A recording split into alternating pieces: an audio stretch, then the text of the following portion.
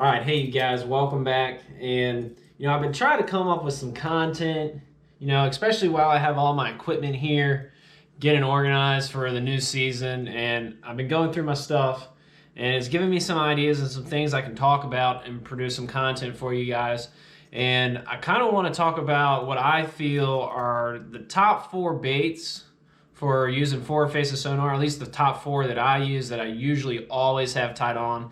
I've been using forward facing sonar, going on 2 years now, and I've learned a lot. I've used a lot of lures, a lot of techniques, and we're going to dive right into what I feel are the top four, or at least the top four that I use that I always have tied on when fishing.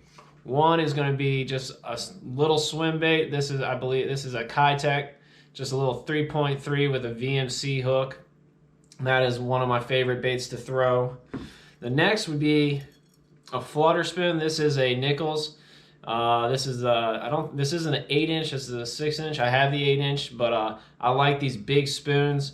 They work very well. I'm going to go through each of these, and how I use them and how the fish behave. The next is going to be a jerk bait.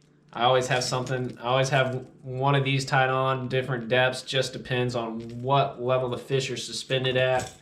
And then the next bait here, let me fix it up a bit. This bait got demolished this past weekend, is the umbrella rig. And I mean, I think this weekend I caught 30, 40 fish on this guy. I mean, they broke it all up. I don't know if you can see, they destroyed that. So I had to twist it around on itself, the clip and everything. It snapped just from catching so many fish. But these are the four baits that I always have tied on, and usually what I'm going to start off with when I'm fishing for bass that are suspended is going to be the swim bait. It's just an easy way to target these fish. You can cast it to them, you can watch it fall, and you can keep it in that strike zone. And the good thing about it is you're able to adjust the weight of that head. And sometimes I'm throwing a 1/4 ounce, a 3/8. I think it's a 5/16 as well. But that bait right there, I'm able to get it down quick, and I'm able to keep it in that strike zone. And again, it all just depends. If those fish are deep, I go with a heavier head. I usually have two rigged up. I have a heavy head and then a lighter head. If they're deep, I can cast out there, get down to them quick before they move off of my line that I casted. And if they're up high, I'm going to go with a lighter head, and that way I can keep it up high in the water column but not have to reel too fast. I found out that with fishing with forward facing sonar and fishing for bass, the main 90% of just getting bass to bite, 90% of it is just presentation. I think the other 10% is just your lure selection. It really comes down to how you present that bait to that fish. You gotta see what that fish wants. You don't want to be working something too fast, too slow. You don't want it to go beneath them. If that bait falls beneath them, most of the time they're not going to come after it. And there's little tricks and tips you'll learn. I might do a video on it, letting the bait fall past the fish, then reeling up past them, triggering reaction bites as well. But I'm just going to go over the basics of how you can start using these lures and these tactics to start being able to use your forward-facing sonar efficiently and be able to learn fish behavior and how to catch fish. So my next favorite bait that's become one of my favorite baits quickly, especially this past summer, was the big Flutter spoon. You see pros like Chris Zaldain, he'll throw this a lot. He's basically kind of the only one you'll see throw it a lot, but I've been throwing this a lot, and I have a video on my YouTube where you can, I think it's the active target video, where it shows the actual active target screen, and it shows how the fish are behaving to the lures I'm casting at them.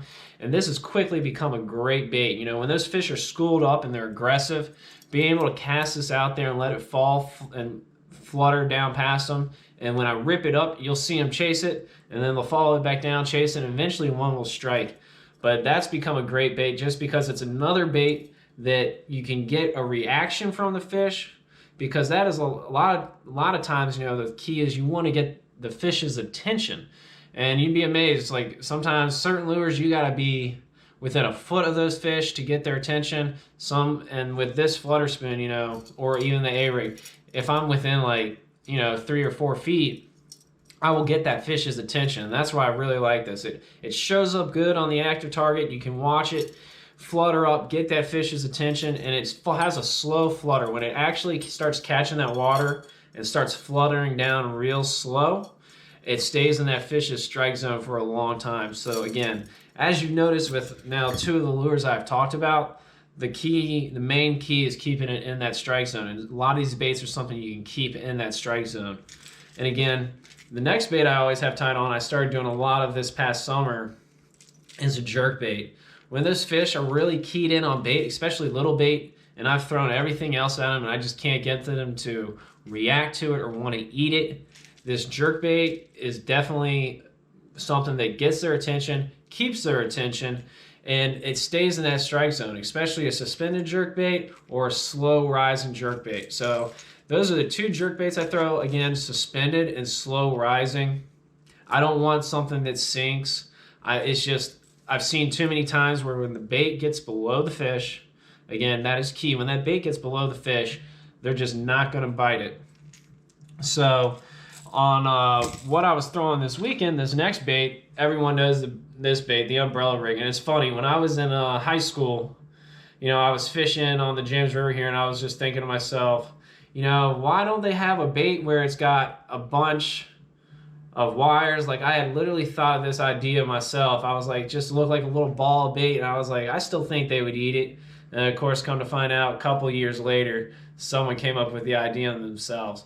But again, this kind of goes back to fishing with a swim bait. Sometimes, you know, I can cast that single swim bait and get bites, but then sometimes I can't get that fish's attention.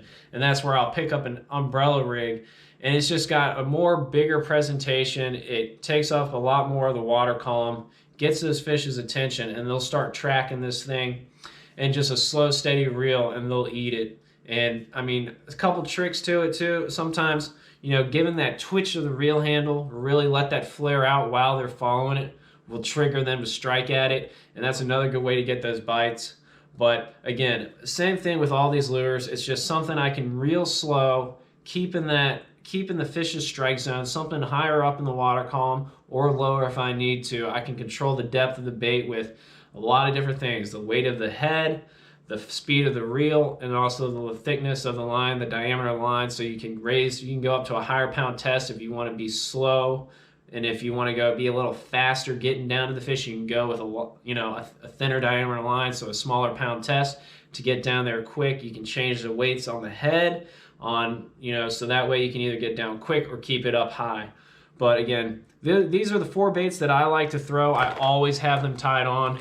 And again, you can play around with other lures too. Just think about the main things you want to think about is something that's going to imitate the bait fish they're feeding on, and also something you're going to be able to keep in the strike zone of that bass and keep it in front of his face as long as he can. So again, you guys, hope you like this video. These are pretty much my 4 go-to baits.